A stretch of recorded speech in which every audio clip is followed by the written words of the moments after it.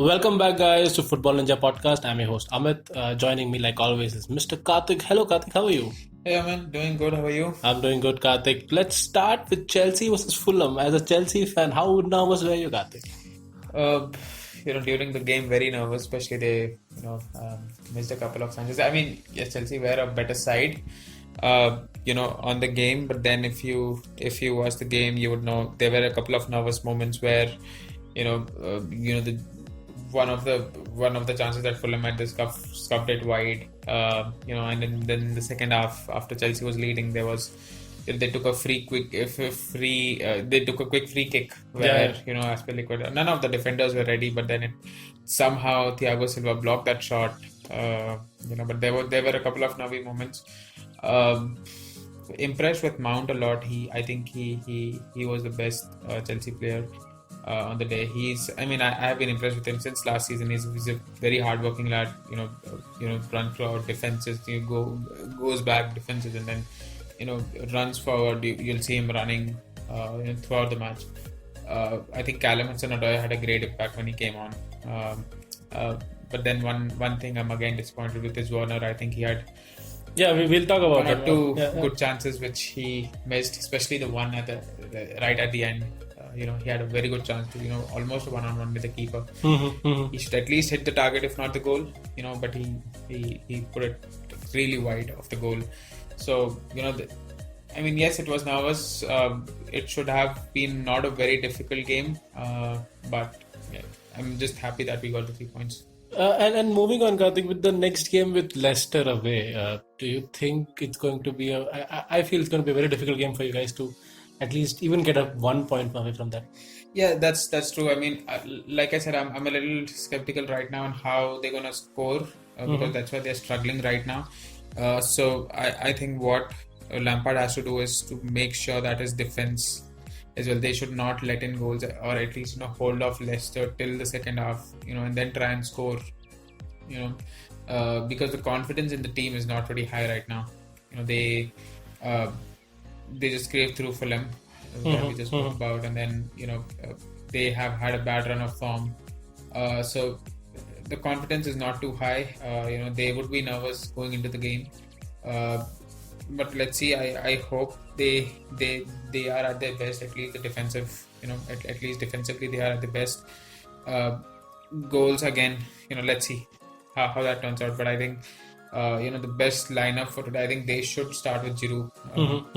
Because he has that good holder play. He can have Pulisic or Callum Hudson-Odoi, whoever plays on that wing. He can have them run through. And have a clear chance on goal. Definitely, I think Ziyech is going to play on the right. But it would be a difficult choice for Lampard between Pulisic and Callum Hudson-Odoi today. And did you see any impact of, because I did not, so did you see any impact of Ziyech playing against Fulham? Because end of the day, I think it was Mason Mount who became the savior by scoring that amazing goal that he did. But I'm basically trying to ask, are you able to see the new signings paying off? What the amount Ziyech did not have the best of games against Fulham, but then I think if the games that he had before, he has had a great impact. And if you look at the stats, the games that Ziyech has played, I think they've scored a lot more goals than without him when he wasn't playing because of the injury. So he has had a good impact for sure. I think he also pairs really well along when Reece James plays at the back, because then he can make those runs and give Ziyech that pace to give, to provide that ball inside, which Aspilicueta lacks a bit. That coordination that he has with Reece James is really well. So I think he should play Reece James. He was on the bench. He's fit enough to play now. So I think he should play Reece James on the right back position, and with him, I think that's gonna go really well. And I think more if Reece James is playing, most of the play is gonna come from the right, because there is Ziyech and then Reece James, who are both incredible providers of the ball from the right end. So I hope he plays today. But if you talk about signings, I think Thiago Silva has had a good impact. Mendy has had a decent impact. He had a very good start when he came in. He has had a little bit of trouble lately, but I think he's gonna be good. He at least you see that improvement in that position. That's what I'm trying to say. So Werner, yes, there's an issue. Kai Havertz, yes, there is you expect a lot more from them, especially when you come at that heavy price tag, right? But let's see. I hope they come up good. This is just their first season in the Premier League. First time. But by what time do you think Kai Havertz especially would you be disappointed by the signing? I think it's yes, he's a young lad. I think the prize money on the money that he's been transferred has also weighs in into this decision. But do you think, are you disappointed as a Chelsea fan right now by him not turning or what you expected him to be? That side of Kai Havertz we have not seen yet in Premier League. Yeah, that's right. Yes, I'm a little disappointed for sure.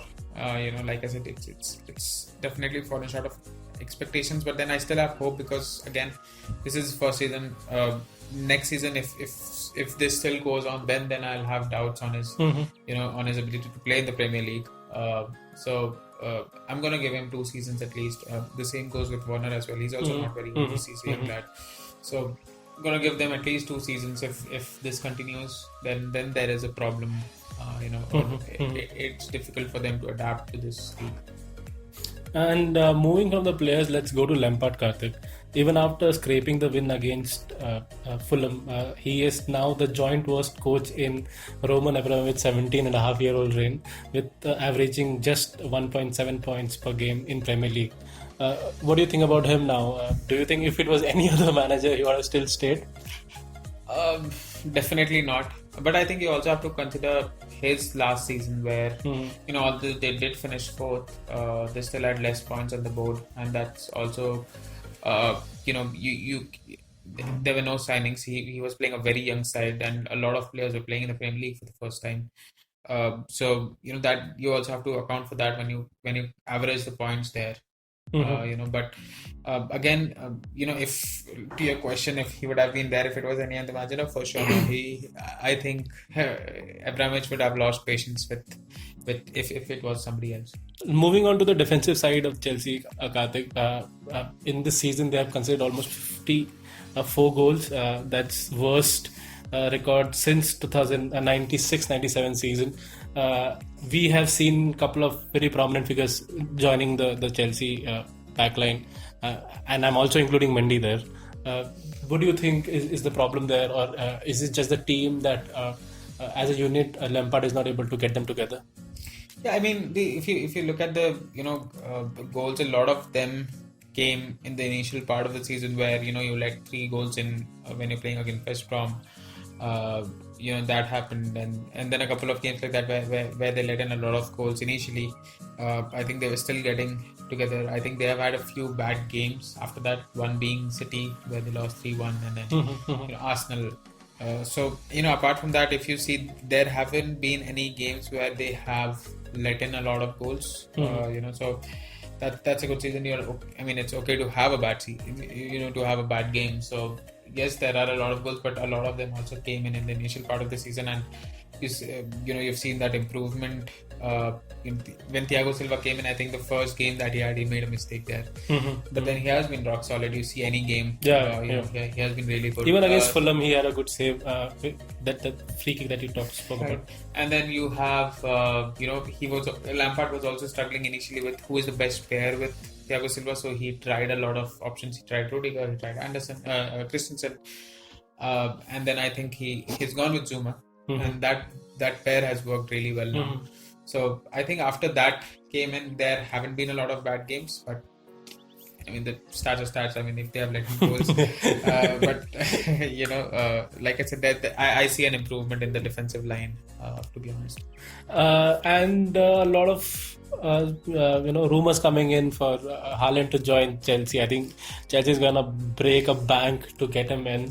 What do you think that would be like? Is that possible? for Chelsea to do it after spending I mean, almost it's 12 million. Abramovich. It's possible for sure.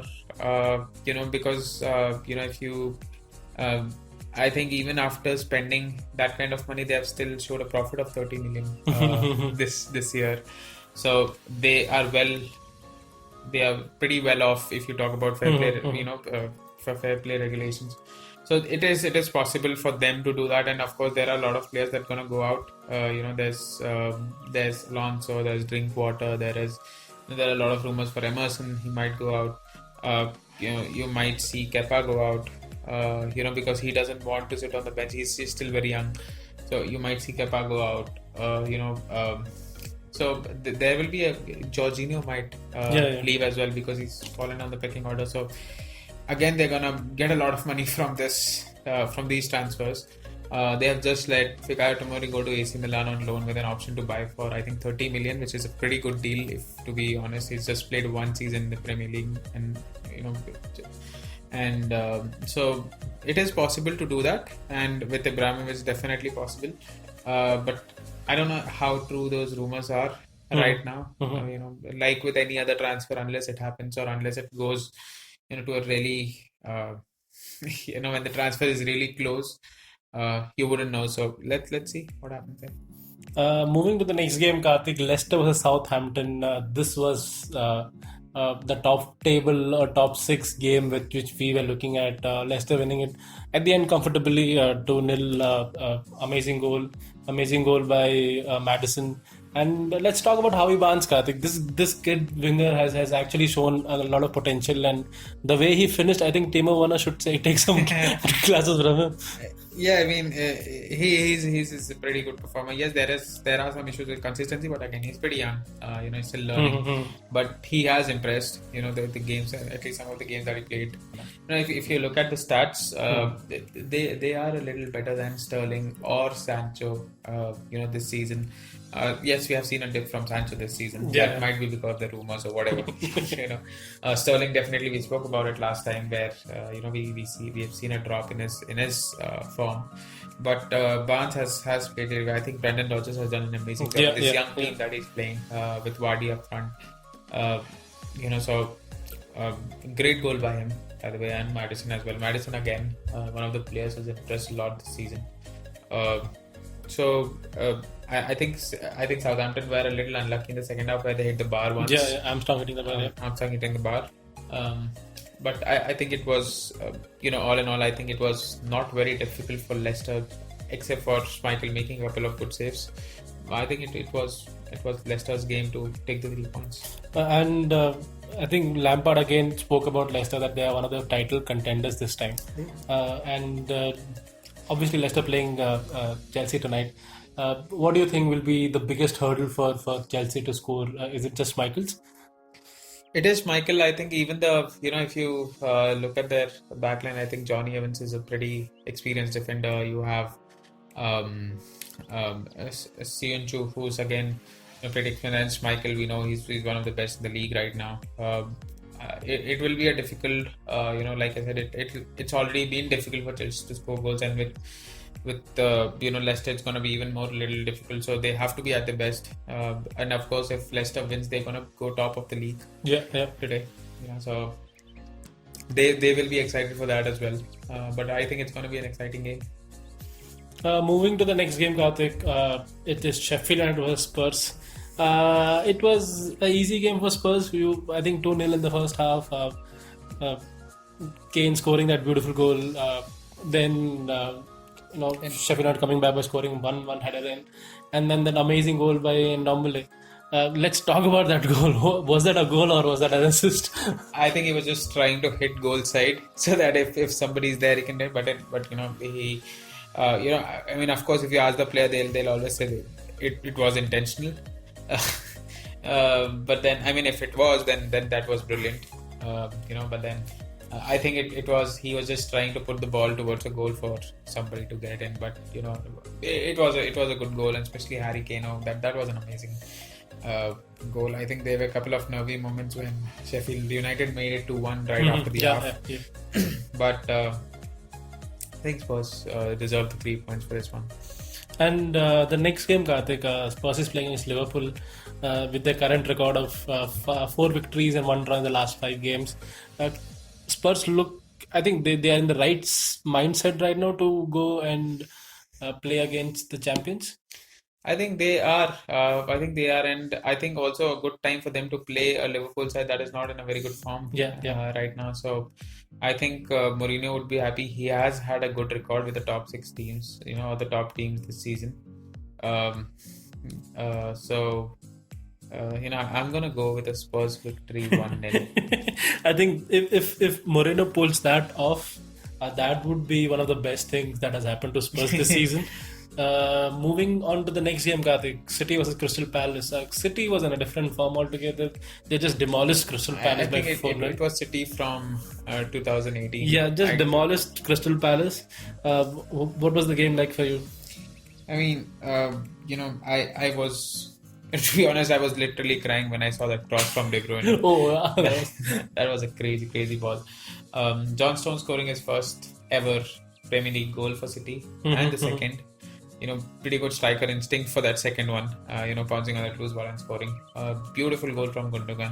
Amazing free kick from Sterling. Yeah, I think that the team was in good form. That's what I said. I felt like I was seeing that City from 2018 who are just there to score goals. And City again, the last 5 games, 5 victories. Karthik. They have a matchday 1 game against Aston Villa. That'll be an interesting game to see where Aston Villa stands currently. And also Pep Guardiola coming up and saying, confirming that there'll be no new signings this January. But where will they fit a new signing? Exactly, that's also the problem. Yeah, and by the way, congratulations to Pep. He's just turned 50 and bald. Balder. Anyway, I think it'll be an interesting game. I don't know which side to lean on because Aston Villa has been crazy. It's been a crazy run for them. City again being in good form, but I think City just has that bit of quality. Bit of quality.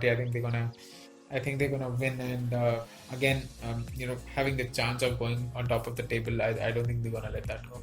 And from City side, Karthik, now we are able to see that they have just shifted their gaze. They definitely did not have a good starting of the season, and now you can see them in good form. I think Aguero has not joined completely, but I think they're making good use of Sterling and Jesus right now. But do you think this City side's form is enough for them to win Premier League this time? I think it is, especially if you look at other sides who has been dipping the form.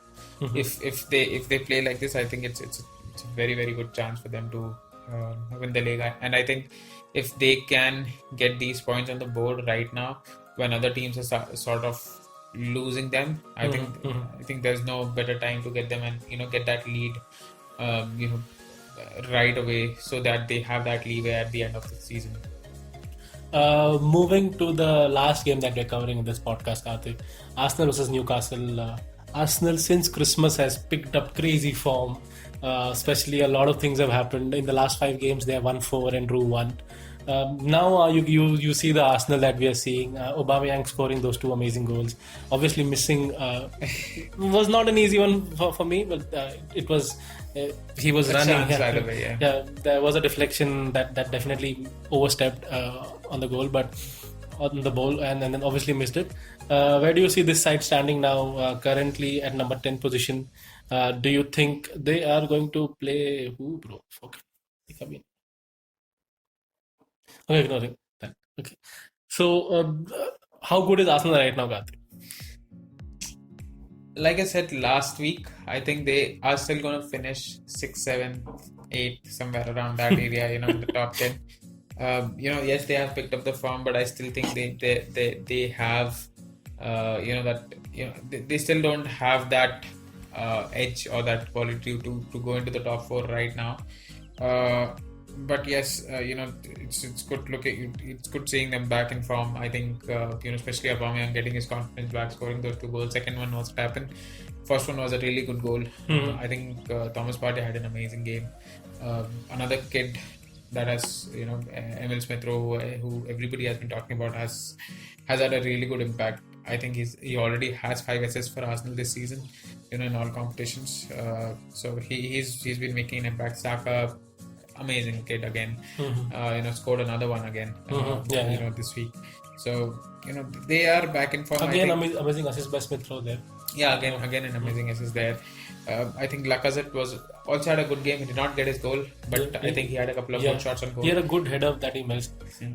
So I think they are getting there, but I still feel that they are going to end up in that Europa League sort of position.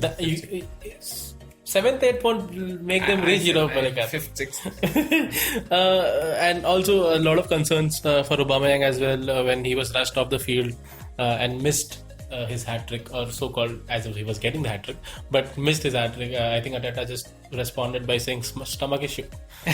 Yeah, I mean, that happens, especially when we heard Mourinho speak about it. When you have so many games you're playing in such a short time, you're bound to have all sorts of health issues that you might have. So one of the crazy tweets that I read was it's been long since he has bagged 2 goals in a game. His body didn't know how to react.